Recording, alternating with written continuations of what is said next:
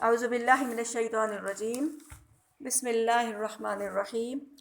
رب اشرح لی صدری ویسر لی امری واحلل عقدۃ من لسانی یفقہوا قولی۔ سورۃ القمر جو ہے وہ ہماری سٹارٹ ہے اور آج رکوع نمبر 2 سے ہم اس کو پڑھیں گے۔ کذبت ثمود بالنذر، جھٹلایا قوم ثمود نے بھی ڈرانے والوں کو۔ اب نذر سے مراد ڈرانے والے یعنی نذیر رسولوں کے لیے کہا جاتا ہے، تو نذر اس کی جمع ہے یعنی۔ اور اس میں یہ نقطہ بھی ہمارے لیے قابل غور ہے کہ قرآن مجید میں ہمیشہ یہی بات آتی ہے جب بھی کسی قوم کی جھٹلانے کا ذکر آتا ہے تو کبھی آتا ہے کہ جیسے یہاں پہ ہے کذبت ثمود بالنذر، کسی جگہ پہ آتا ہے کہ کذبت عاد المرسلین، یعنی قوم عاد نے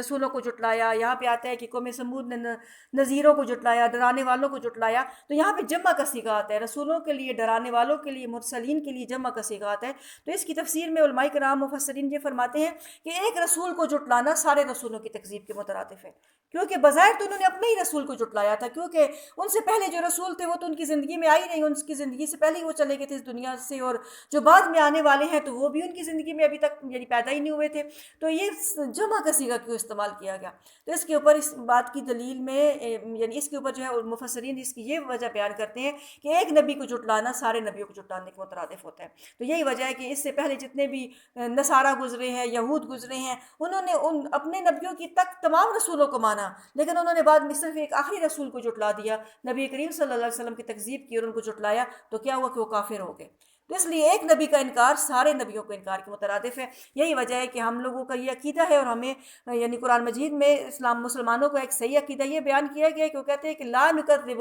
بین احد من رسلی، کہ ہم اللہ کے رسولوں میں سے کسی کی بھی تکذیب نہیں کرتے، جتنے بھی اس نے بھیجے ہم سب کے اوپر ایمان لاتے ہیں۔ تو بہرحال یہاں پہ قوم ثمود کا ذکر آتا ہے کہ انہوں نے رسولوں کو جھٹلایا۔ فقالوا ابشرا منا واحدا نتبعه انا اذا لفی ضلال وسعر،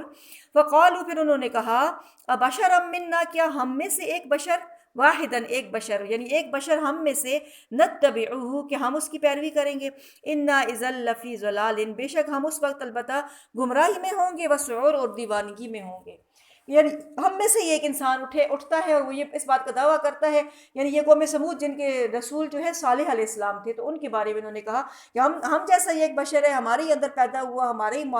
معاشرے میں، ہماری سوسائٹی میں اس نے زندگی گزاری، اور وہ ہم میں سے اٹھتا ہے اور کھڑے ہو کے کہتا ہے کہ وہ اللہ کا رسول ہے اور اس کی طرف وحی آتی ہے اور فرشتہ آتا ہے اور اللہ کا پیغام اس تک پہنچاتا ہے، تو کیا ہم اس کی بات مان لیں گے؟ اگر ہم ایسی بات مانیں گے تو کیا ہوگا کہ انا اذا لفی ضلال وسعور، کہ ہم گمراہی میں اور دیوانگی میں ہوں گے۔ یہ تو بہت بڑی گمراہی اور بہت بڑی دیوانگی ہے کہ انسان اپنے جیسے ایک انسان کا جو ہے معتقد بن جائے اور اس کی ہر ہاں میں ہاں ملائے اور ہر بات اس کی مانے، جو کہ ماننے کے قابل ہو بھی یا نہ ہو تو ہر بات اس کی مانے، تو یہ تو بڑی دیوانگی کی بات ہے۔ پھر آگے ان کے دل میں جو سوال کھٹکتا تھا وہ انہوں نے بیان کیا کہ القی الذکر علیہ من بیننا، کیا ڈالا گیا ہے ذکر اس کے اوپر ہمارے درمیان میں سے، بل ہوا کذاب اشر، بلکہ وہ بڑا جھوٹا اور شیخی خورا ہے۔ یعنی انہوں نے کہا کہ یہ کیسے ہو سکتا ہے کہ ہمیں چھوڑ کے، ہم بڑے بڑے لوگ ہیں، بڑے ناموں والے ہیں، بڑے مالدار بھی ہیں، بڑے عہدے رکھتے ہیں، تو ہمیں چھوڑ کے جو ہے اس ایک غریب انسان کے اوپر جو ہے وہ اللہ تعالیٰ اپنا پیغام بھیجے گا، اپنا کلام اس کے اوپر نازل کرے گا، اپنا ذکر اس کے اوپر نازل کرے گا، اور حقیقت یہ نہیں ہے کہ اللہ نے اس کو اپنا رسول بنایا، بلکہ حقیقت یہ ہے کہ یہ نعوذ باللہ یہ خود ہی جھوٹا ہے اور شیخ خورا ہے، یعنی اپنے آپ کو بڑا سمجھتا ہے اور اپنے آپ کو بڑا شو کرنے کے لیے شیخیاں بگارتا ہے، اور حقیقت اس میں کچھ بھی نہیں ہے کہ اللہ تعالیٰ نے اس کو اپنا رسول بنایا ہو۔ سَيَعْلَمُونَ غَدًا مَنِ الْكَذَّابُ الْأَشِرُ، تو اب اللہ تعالیٰ نے اس کا جواب دیا کہ جلد ہی یہ آنے والے کل کو جان لیں گے۔ غدن کا مطلب ہوتا ہے آنے والا کل، یعنی جس کو ٹمارو کہتے ہیں، تو آنے والے کل یہ جلد ہی جان لیں گے من الکذاب الاشر، کہ کون بڑا جھوٹا اور شیخی خورا ہے، یہ خود ہے یا کہ اللہ کا رسول ہے۔ تو انہیں پتہ چل جائے گا جب اللہ تعالیٰ اپنی قدرت کاملہ کا ظہور فرما کے فیصلہ کر دیں گے، تو پھر انہیں پتہ چل جائے گا کہ کون شیخ خورا تھا اور کون جھوٹا تھا۔ انا مرسل الناقۃ فتنۃ لہم فارتقبہم واصطبر، بے شک ہم بھیجنے والے ہیں ایک اونٹنی آزمائش ان کے لیے، فارتقبہم پھر آپ انتظار کریں ان کا، واصطبر اور صبر کریں یا برداشت کریں۔ تو اللہ تعالیٰ صلی علیہ السلام کو فرما رہی ہیں کہ ہم ان کی آزمائش کے لیے ایک اونٹنی بھیجیں گے، اور یہ اونٹنی بھی انہوں نے خود ہی اس کا مطالبہ کیا تھا کیونکہ جب صالح علیہ السلام نے ان کو دعوت دی، تبلیغ ان کے سامنے کی اور ان کو یعنی توحید کی طرف بلایا، تو انہوں نے کہا، اور صالح علیہ السلام نے اس بات کا دعویٰ کیا کہ میں اللہ کا نبی ہوں، اللہ نے میری طرف وہی بھیجی ہے، اور اللہ تعالیٰ جو ہے وہ ایک ہے، اسی کی عبادت کرنی چاہیے، وہی عبادت کا لائق ہے۔ انہوں نے کہا کہ اگر تم اللہ کے نبی ہو تو ظاہر ہے پھر نبی تو معجزے بھی دکھاتے ہیں، تو تم ایک معجزہ دکھاؤ کہ یہ جو سامنے پہاڑ ہے، کیونکہ وہ پہاڑوں میں رہتی تھی وہ قوم۔ اب اس سے یہ چیز بھی آپ لوگوں نے ذہن میں رکھنی ہے کہ قوم عاد جو تھی وہ صحراؤں میں رہنے والی قوم تھی، اور قوم سمود پہاڑوں میں رہنے والی قوم تھی۔ تو وہ پہاڑوں میں رہتے تھے، تو ان کو قوم نے کہا کہ یہ جو سامنے اتنا بڑا پہاڑ ہے، تو ہمارے دیکھتے دیکھتے یہ پہاڑ شک ہو جائے، اور اس میں سے اس پہاڑ جتنی ہی بڑی ایک اونٹنی نکلے، اور نکلتے یہ اپنے جتنا ہی ایک بڑے بچے کو جنم دے، تو تب ہم مانیں گے کہ ہاں آپ اللہ کے رسول ہیں۔ تو پھر اسی کے اوپر جو ان کا منہ مانگا معجزہ تھا، اسی کے اوپر اللہ تعالیٰ نے ان کو، وہی اللہ تعالیٰ نے ان کی آزمائش کا ذریعہ بنا دیا۔ تو فرمایا کہ ہم ان کے لیے ایک اونٹنی بھیجنے والے ہیں جو کہ ان کے لیے آزمائش ہوگی، تو پھر آپ انتظار کریں اور صبر کریں۔ یعنی ان کی جب اونٹنی کا فیصلہ ہو جائے نا، جو جس کام کے لیے، جس آزمائش کے لیے اللہ تعالیٰ نے اونٹنی بھیجی ہے، جس وقت تک اس کا فیصلہ نہیں ہو جاتا، اس وقت تک آپ ان کی تکلیفوں کو، ان کی طرف سے پہنچنے والی تکلیفوں کو اور ایذاؤں اور سختیوں کو برداشت کریں اور صبر کریں۔ وَنَبِّئْهُمْ أَنَّ الْمَاءَ قِسْمَةٌ بَيْنَهُمْ كُلُّ شِرْبٍ مُخْتَضَرٍ۔ وَنَبِّئْهُمْ، اور آپ خبر دے دے انہیں، أَنَّ الْمَاءَ، بے شک پانی، قِسْمَةٌ بَيْنَهُمْ کی تقسیم ہوگا ان کے درمیان۔ کیونکہ جب وہ پھر اتنی، انہوں نے کہا تھا نا کہ بہت بڑی اونٹنی ہو، تو پھر ایسے ہی ہوا کہ بہت بڑی اونٹنی اللہ تعالیٰ نے بیچ دی، اور اس کا اتنا بڑا، اس کے بچے کو جنم دیا، وہ بچہ بھی اتنا بڑا تھا۔ تو اب ظاہر ہے کہ جو اتنی بڑی ہیوج باڈی ہوتی ہے، اس کو پھر فوڈ بھی اتنا ہی زیادہ چاہیے ہوتا ہے۔ تو وہ اونٹنی کیا کرتی تھی کہ ان کے کھیتوں میں چرتی تھی اور سارا چارہ بھی کھا لیتی تھی۔ پھر جب وہ پانی پینے جاتی تھی، تو جو انہوں نے پانی کے لیے اپنے حوض وغیرہ بنائے ہوتے تھے، جس سے ان کی جانور بھی پانی پیتے تھے، تو وہ سارا پانی بھی پی لیتی تھی۔ تو پھر یہ دوسرے ہی دن اونٹنی سے تنگ آ گئے۔ حالانکہ وہ اونٹنی جب پانی پیتی تھی تو پھر اتنا زیادہ دودھ بھی دیتی تھی، یہ کہتے ہیں کہ بستی میں سارے برتن بھر جاتے تھے دودھ سے۔ ان کے گھروں میں جتنے بھی برتن ہوتے تھے یہ لے کے آتے تھے، اور اس کا دودھ دوتے تھے، اور پھر بھی دودھ گلیوں میں بہتا رہتا تھا۔ لیکن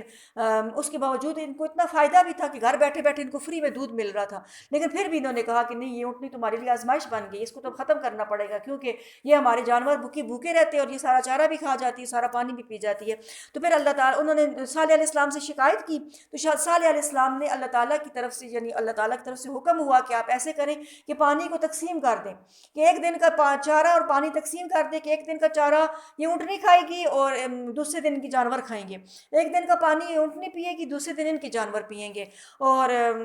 پھر یہ ہے کہ ہر ایک اپنی باری پہ جائے گا اور جا کے اپنا پانی لے کے آئے گا۔ تو اس کا ذکر اس آیت میں آ رہا ہے کہ آپ خبر دے دیں انہیں کہ بے شک پانی تقسیم ہوگا ان کے درمیان، اور ہر ایک کی پینے کی باری حاضر کی جائے گی، یعنی ہر ایک اپنے پینے والے دن یا پینے والی باری کے دن خود حاضر ہوگا وہاں پہ، اور وہاں سے جا کے پانی لے کے آئے گا۔ فَنَادَوْا صَاحِبَهُمْ فَتَعَاطَىٰ فَعَقَرَ، پھر انہوں نے آواز دی اپنے ساتھی کو، یعنی بلایا اپنے ساتھی کو، پھر اس نے تلوار پکڑی اور پھر اس نے ٹانگیں کاٹ دی۔ تو یہ کہتے ہیں کہ پھر بھی وہ اس بات پہ بھی راضی نہ ہوئے کہ ایک دن کی جو تقسیم کی گئی تھی اس کے اوپر بھی راضی نہ ہوئے۔ بالآخر یہ اسی فیصلے پہ پہنچے کہ اس اونٹنی کو ختم کیا جائے گا، اس کا کام تمام کیا جائے گا تاکہ ہماری اس سے جان چھوٹ جائے۔ حالانکہ صالح علیہ السلام نے ان کو متنبع کیا تھا کہ اگر تم نے اس اونٹنی کو، اور قرآن مجید میں اور جگہوں پہ جیسے سورہ ہود وغیرہ میں، سورہ شعراء میں یہ واقعات ڈیٹیل، اس سے بھی زیادہ ڈیٹیل سے آتے ہیں، اور وہاں پہ آتا ہے کہ صالح علیہ السلام نے ان سے فرمایا تھا کہ اگر تم نے اس اونٹنی کو تکلیف دی یا نقصان پہنچایا تو تمہیں دردناک عذاب آ جائے گا، اور پھر تم سے کوئی بھی تمہیں نہیں بچا سکے گا اس عذاب سے۔ لیکن انہوں نے پھر بھی نبی کی بات کو مذاق سمجھا اور ایک بندے کو ہائر کر دیا۔ تو روایات میں آتا ہے کہ اس بندے کا نام قدار ملتا ہے، قدار، قاف دال الف دا اور را، قدار، یعنی موٹا نقطوں والا جو قاف ہوتا ہے۔ تو کہتے ہیں کہ وہ شخص، قدار نامی شخص تھا، اس کو انہوں نے اجرت پہ ہائر کیا کہ تم نے اس اونٹنی کو مارنا ہے، ختم کرنا ہے، قتل کرنا ہے۔ تو وہ پھر اونٹنی کے راستے میں بیٹھ گیا، اور جو ہی اونٹنی وہاں سے گزری تو اس نے تلوار پکڑی ہوئی تھی، تلوار پکڑ کے بیٹھا ہوا تھا، جو ہی اونٹنی گزری تو سب سے پہلے اس نے اس کی ٹانگیں کاٹ دی، کیونکہ اونٹنی کو پتہ ہے آپ کو کہ ذبح کرنے کا بھی یہی طریقہ ہوتا ہے کہ اس کو پہلے ٹانگوں سے گرایا جاتا ہے، کیونکہ وہ اتنی بڑی ہوتی ہے کہ وہ نہیں گر سکتی۔ تو اس نے پہلے ٹانگیں کاٹی، جس کی وجہ سے وہ نیچے گر گئی، تو پھر اوپر سے اس نے گردن کے اوپر چھری چلا کے یا تلوار کا وار کر کے اس کو ختم کر دیا۔ تو اس کا ذکر آتا ہے کہ اس نے تلوار پکڑی اور پھر اس نے ٹانگیں کاٹ دی۔ فَكَيْفَ كَانَ عَذَابِي وَنُذُرِ، پھر کیسے ہوا میرا عذاب اور میرا ڈرانا۔ إِنَّا أَرْسَلْنَا عَلَيْهِمْ صَيْحَةً وَاحِدَةً فَكَانُوا كَهَشِيمِ الْمُحْتَظِرِ، تو بے شک بھیجی ہم نے ان کے اوپر ایک ہی چیخ، صیحۃ واحدہ، ایک چیخ، فَكَانُوا، پھر وہ ہوگے، كَحَشِيمِ الْمُحْتَظِرِ، باڑ لگانے والے کے چورے کی طرح۔ تو یعنی پھر ایک ایسی چیخ ان کے اوپر بھیجی کہ جیسے باڑ لگانے سے کیا مراد ہے کہ جیسے وہ کھیتوں کے گرد باڑ لگائی جاتی ہے، یا کوئی لوگ اپنے ڈیروں کے گرد باڑ لگاتے ہیں، اور وہ کبھی تو وہ بھوسے کی لگا دیتے ہیں، کبھی ایسے ہوتا ہے کہ وہ لکڑیاں وغیرہ جمع کر کے ان کی، یا کبھی کہ جن جگہوں پہ کھجور کے درخت زیادہ ہوتے ہیں تو کھجور کے پتوں کی جو ہے وہ باڑ لگا دیتے ہیں، لیکن پھر ایک ایسا وقت آتا ہے کہ وہ باڑ سوکھ کے بالکل چورا چورا ہو جاتی ہے اور گر جاتی ہے، بالکل مکمل طور پہ نیست و نابود ہو جاتی ہے۔ تو یہاں پہ بھی بتایا گیا کہ ان کو اس طرح، یعنی یہاں پہ یہ مثال دی گئی وہ حقارت کو شو کرتی ہے کہ وہ اتنے حقیر ہو گئے اور اتنے بے بس ہو گئے اور بالکل چورے کی طرح چورا چورا ہو گئے۔ چورا کیا ہوتا ہے؟ پیروں کے نیچے روندا جاتا ہے، اس کی کوئی وقت اور کوئی ویلیو نہیں ہوتی۔ تو فرمایا کہ ہم نے ان کے اوپر ان کے اوپر چیخ کا عذاب آیا تھا۔ بعض جگہوں پہ قرآن مجید میں یہ قوم سمود کے بارے میں آتا ہے کہ رجفہ کا عذاب ان کے اوپر آیا، یعنی زلزلے کا عذاب آیا۔ کسی جگہ پہ صیحہ کے عذاب کا ذکر آتا ہے، چیخ کے عذاب کا، اور بعض مفسرین فرماتے ہیں کہ دونوں ہی عذاب ان کے اوپر جمع ہو گئے تھے۔ نیچے سے زلزلہ آیا تھا، اوپر سے ایک چیخ جبرائیل علیہ السلام کو اللہ تعالیٰ نے بھیجا، انہوں نے اتنے زور کی چیخ لگائی کہ اپنے گھروں میں سوئے سوئے، کیونکہ جب انہوں نے اونٹنے کو قتل کر دیا تو پھر صالح علیہ السلام کو جب پتہ چلا یہ وہاں پہ تشریف لے گئے، اور آپ نے ان کو دیکھ کے بہت ہی افسوس کیا، اور آپ نے ان سے فرمایا کہ اب 3 دن کے اندر اندر تمہارے اوپر عذاب آ جائے گا۔ تو پھر بھی انہوں نے اس کو سیریس نہ لیا، اگر یہ پھر بھی توبہ کر لیتے تو شاید ان سے عذاب ٹل جاتا، لیکن انہوں نے سیریس نہ لیا بلکہ اس کا مذاق اڑایا۔ تو جو یہ 3 دن پورے ہوئے یہ اپنے گھروں میں ہی سوئے ہوئے تھے کہ رات کو یہ اتنی زور کی چیخ یعنی پہاڑوں میں پیدا ہوئی، اور پہاڑوں میں تو آپ کو پتہ ہے کہ تھوڑی معمولی سی بھی آواز ہوتی ہے تو اس کی بہت زیادہ گونج پیدا ہوتی ہے، تو وہ چیخ اتنے زیادہ اس پیک پہ پہنچ گئی کہ اپنے گھروں میں سوئے ہوئے تھے کہ اچانک ان کے دل پھٹ کے ان کے ہارٹ اٹیک ہو گئے، اور یہ اپنے گھروں میں سوئے سوئے مر گئے۔ تو اس کا ذکر آتا ہے کہ پھر مکمل طور پہ یہ جو ہے نا چورا چورے ہو گئے، جس طرح کہ باڑ لگانے والے کا چورا ہوتا ہے۔ وَلَقَدْ يَسَّرْنَا الْقُرْآنَ لِلذِّكْرِ فَهَلْ مِن مُدَّكِرٍ، اور البتہ تحقیق آسان کر دیا ہم نے قرآن کو نصیحت کے لیے، پھر ہے کوئی نصیحت پکڑنے والا۔ کذبت قوم لوط بالنذر، اب یہاں پہ چوتھا واقعہ بیان ہو رہا ہے کہ جھٹلایا قوم لوط نے بھی ڈرانے والوں کو۔ انا ارسلنا علیہم حاصبا الا آل لوط، بے شک ہم نے ان کے اوپر پتھروں کی بارش بھیجی، حاصبا پتھراؤ، سوائے آل لوط کے، نجیناہم بسحر، نجات دی ہم نے انہیں یعنی آل لوط کو، بسحر صبح ہوتے ہی، نعمتا من عندنا اپنی طرف سے مہربانی کے ساتھ، کذالک نجزی من شکر، اسی طریقے سے ہم بدلہ دیتے ہیں اس شخص کو جس نے جو شکر کرتا ہے، جو قدردانی کرتا ہے۔ وَلَقَدْ أَنذَرَهُمْ بَطْشَتَنَا فَتَمَارَوْا بِالنُّذُرِ، اور البتہ تحقیق ڈرایا تھا لوط علیہ السلام نے انہیں بطشتنا ہماری پکڑ سے، فتماروا بالنذر پھر انہوں نے جھگڑا کیا ڈرانے والوں سے۔ وَلَقَدْ رَاوَدُوهُ عَنْ ضَيْفِهِ فَطَمَسْنَا أَعْيُنَهُمْ، اور البتہ تحقیق پھسلا دیا انہوں نے اس کو، یعنی پھسلانے کی کوشش کی ان لوگوں نے، بستی والوں نے لوط علیہ السلام کو، عن ضیفی اس کے مہمانوں سے، فَطَمَسْنَا أَعْيُنَهُمْ تو ہم نے مٹا دی ان کی آنکھیں، فَذُوقُوا عَذَابِي وَنُذُرِ پھر تم چکھو میرا عذاب اور میرا ڈرانا۔ وَلَقَدْ صَبَّحَهُمْ بُكْرَةً عَذَابٌ مُسْتَقِرٌ، اور البتہ تحقیق صبح کو آ پڑا ان کے اوپر، یعنی صبحہم کا مطلب ہوتا ہے آ پڑا ان کے اوپر، بکرتاً صبح ہوتے ہی، عذاب مستقر ایک ٹھہرا ہوا عذاب، ایک دائمی عذاب۔ فذوقوا عذابی ونذر پھر تم چکھو میرا عذاب اور میرا ڈرانا۔ وَلَقَدْ يَسَّرْنَا الْقُرْآنَ لِلذِّكْرِ فَهَلْ مِن مُدَّكِرٍ، اور البتہ تحقیق آسان کر دیا ہم نے قرآن کو نصیحت کے لیے، پھر ہے کوئی نصیحت پکڑنے والا۔ تو اب اس میں جو ہے قوم لوط کا ذکر ہے، اس کے عذاب کا ذکر ہے۔ تو یہ قوم لوط لوط علیہ السلام، آپ کو پتہ ہے یہ ابراہیم علیہ السلام کے بھتیجے تھے، اور جب ابراہیم علیہ السلام نے عراق سے ہجرت کی تھی تو یہ بھی ان کے اوپر ایمان لائے اور انہوں نے بھی ان کے ساتھ ہجرت کی۔ تو ابراہیم علیہ السلام نے تو شام کا علاقہ کنعان اپنی رہائش کے لیے سلیکٹ کر لیا، اور لوط علیہ السلام جو ہے نا وہ اردن کا ایک علاقہ تھا، اور اس میں کچھ بستیاں تھیں، جس میں ایک مرکزی بستی تھی جس کا نام آتا ہے صدوم، سین دال واو اور میم، صدوم، تو وہ بڑی مرکزی بستی تھی، تو وہاں پہ جا کے لوط علیہ السلام نے رہائش اختیار کر لی۔ پھر وہاں پہ ان کو نبوت ملی، اور یہ لوط علیہ السلام پورے نبیوں کے گروہ میں سب سے یونیک اور منفرد نبی ہیں جن کو اللہ تعالیٰ نے غیر قوم کی طرف نبی بنا کے بھیجا۔ باقی سارے نبی اپنی ہی قوم کی طرف نبی بنا کے بھیجے گئے تھے، لیکن یہ ایک غیر قوم کی طرف نبی بنا کے بھیجے گئے۔ یہی وجہ ہے کہ جب ان کی قوم نے ان کو خوب ستایا تو ادھر سورہ ہود میں وہ واقعات آتے ہیں کہ انہوں نے پھر بہت ہی دکھ سے دعا کی کہ لو ان لی بکم قوۃ او آوی الی رکن شدید، کہ کاش کہ میرے پاس تمہارے مقابلے میں کوئی طاقت ہوتی، یا میرا کوئی مضبوط قبیلہ ہوتا، کوئی برادری ہوتی جس کی میں پناہ پکڑ لیتا۔ تو پھر اس کے بعد کیا ہوا کہ اللہ تعالیٰ نے ہر نبی کو اپنی ہی قوم میں بھیجا ہے۔ یہی وجہ ہے کہ ہم دیکھتے ہیں کہ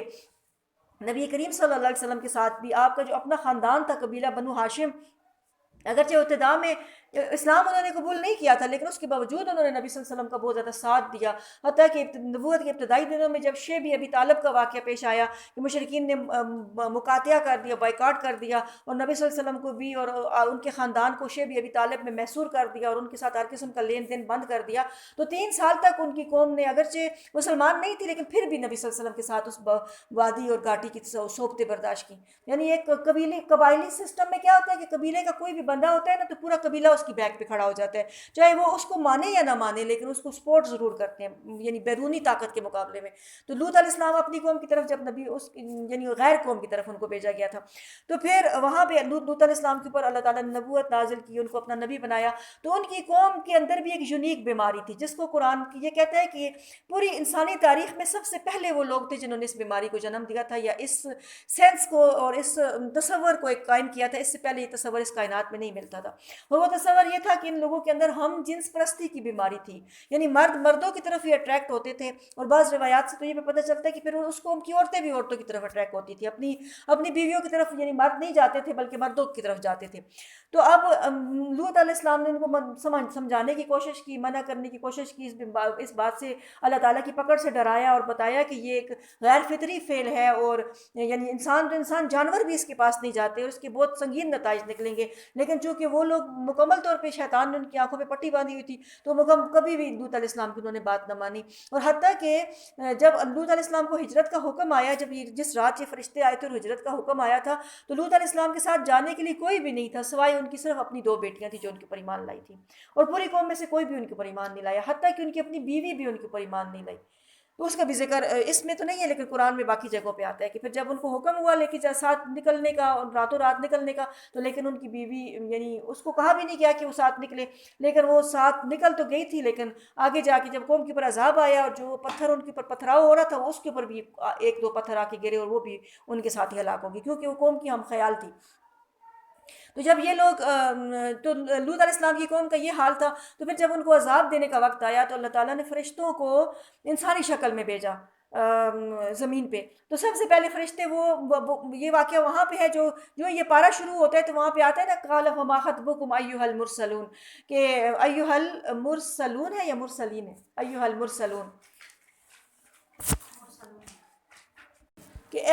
کیا مقصد ہے تمہارا اے بھیجے گئے ہو. ابراہیم علیہ السلام نے ان سے پوچھا تھا، اور اس سے پیچھے بھی جو ذکر آتا ہے نا کہ حل اتاک حدیث ضیف ابراہیم المکرمین، کہ کیا آپ کے پاس ابراہیم علیہ السلام کے معزز مہمانوں کی خبر آئی ہے یا نہیں آئی. تو مراد یہ ہے کہ یہ وہی واقعہ تھا کہ جب فرشتے پہلے ابراہیم علیہ السلام کے پاس گئے، ان کو بیٹے کی خوشخبری دی، اس کے بعد لوط علیہ السلام کے پاس گئے اور ان کی قوم کے اوپر عذاب نازل کیا. تو یہ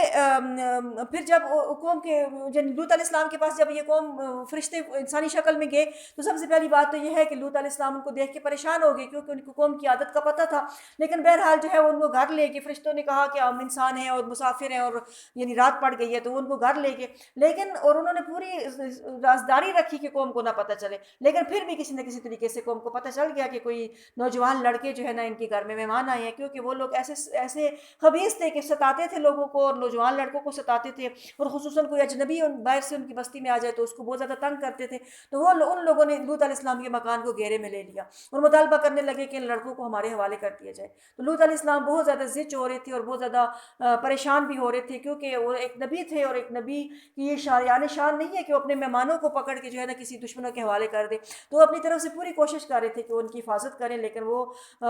یعنی ان لوگوں نے مکمل طور پہ ان کے مکان کو پہلے تو گھیرے میں لے لیا، پھر دروازہ توڑنے شروع کر دیے. تو پھر جب بہت زیادہ تنگی اور اس کا لوط علیہ السلام کے اوپر بہت زیادہ مشکل وقت آ گیا تو پھر فرشتوں نے کہا کہ آپ پریشان نہ ہو، ہم آپ کے رب کے بھیجے ہوئے فرشتے ہیں، اور وہ یعنی آپ تک تو کیا پہنچیں گے، وہ ہم تک تو کیا پہنچیں گے، وہ تو آپ تک بھی نہیں پہنچ سکیں گے. تو جو ہی پھر ان لوگوں نے دروازہ توڑنے کی کوشش کی اور دروازہ توڑ کے اندر داخل ہونے کی کوشش کی، جبرائیل علیہ السلام نے اپنا ایک پر ان کی طرف کر دیا جس کی وجہ سے وہ ان کی آنکھوں میں جا کے لگا اور سب کی آنکھوں کے کہتے ہیں کہ ڈیلے باہر نکل آئے اور مکمل طور پہ ان کی آنکھیں اچک لی گئی اور وہ ہو گئی، ختم ہو گئی بالکل. اور پھر پہلے تو یہ ہوا ان کے ساتھ، اور پھر جو ہی وہ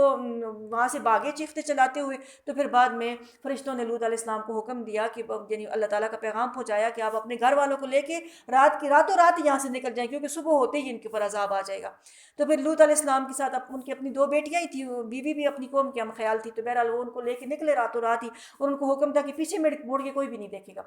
تو پھر انہوں نے کیا کیا کہ جب وہ لوگ نکل گئے بستی سے تو پھر جبرائیل علیہ السلام نے ان کی بستی کو زمین سے یعنی اس میں سے نکالا، زمین کی اس حدود میں سے، اور اس کا مکمل طور پہ ایک بلاک کی طرح سے اس کو اٹھا لیا گیا اور آسمان کی بلندیوں پہ لے جا کے وہاں سے الٹا کر کے نیچے پٹک دیا گیا، اور اس کے بعد ان کے اوپر پتھروں کی بارش کی گئی، اور وہ پتھر ایسے تھے کہ ہر ایک پتھر کے اوپر اس بندے کا نام لکھا، مسومۃ عند ربک، اس بندے کا نام لکھا ہوتا تھا جس بندے کو جا کے اس پتھر نے لگنا ہوتا تھا۔ تو ایک تو اس کو ان کو الٹائی ہوئی بستیاں یا مؤتفقات اسی لیے کہا جاتا ہے کہ ان کی بستی کو الٹا کر کے پٹک دیا گیا تھا، اور دوسرا یہ ہے کہ یہاں پہ قرآن فرماتا ہے کہ انا ارسلنا علیہم حاصبا، ہم نے ان کے اوپر پتھروں کی بارش بھیجی، پتھراؤ کر کیا، تو پہلے تو ایک ان کو الٹا کیا گیا، پھر اوپر سے ان کی پتھروں کی بارش کی گئی اور مکمل طور پہ ان کی بستی کو تباہ و برباد کر دیا گیا۔ اور یہ بستی اب بھی یہ جگہ موجود ہے، آپ نیٹ پہ اس پہ چیک کریں، گوگل پہ چیک کر لیں، چلے اس پہ چیک کریں تو اس پہ کیا ہے کہ ڈیڈ سی، مڈل ایسٹ میں ابھی بھی یہ موجود ہے، اور وہ کہتے ہیں کہ وہ دنیا کا سب سے زیادہ نچلا مقام ہے، کہ سطح سمندر سے بھی اس کی جو ہے نا وہ نیچے ہے، اس کی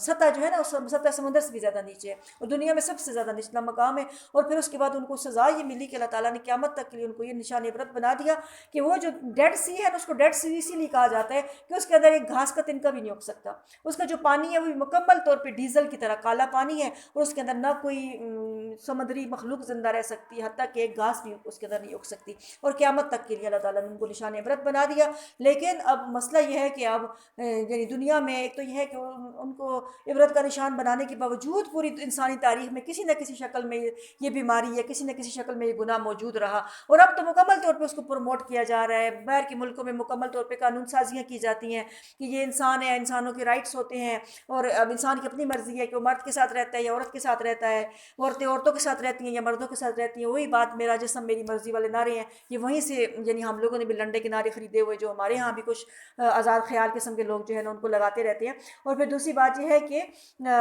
اسی وجہ سے یہ عذاب آ رہے ہیں، لیکن یہ اللہ تعالیٰ کی ہمارے اوپر بہت بڑی نعمت ہے اور بہت بڑی رحمت ہے، اور نبی کریم صلی اللہ علیہ وسلم کی برکت کی وجہ سے یہ اجتماعی عذاب سے ہلاکتیں نہیں آ رہی، لیکن انڈیویجولی کبھی کس جگہ پہ عذاب آ رہے ہیں، کبھی کس جگہ پہ عذاب آ رہے ہیں، تو وجوہات یہ ہیں کہ اللہ تعالیٰ نے قرآن مجید میں کھلے عام جن چیزوں کو منع کیا اور جن چیزوں کو گناہ کبیرہ میں شامل کیا، لیکن لوگ دندناتے ہوئے ان چیزوں کو ارتکاب کر رہے ہوتے ہیں اور ان چیزوں میں ملوث ہوتے ہیں۔ تو اللہ تعالیٰ ہمیں، ہماری نسلوں کو، ہمارے آل اولاد کو، ہماری تمام سنگتوں کو اس طرح کی گناہوں سے اور اس طرح کی نافرمانیوں سے محفوظ رکھے اور اپنی حفظ و امان میں رکھے۔ صدق اللہ العظیم۔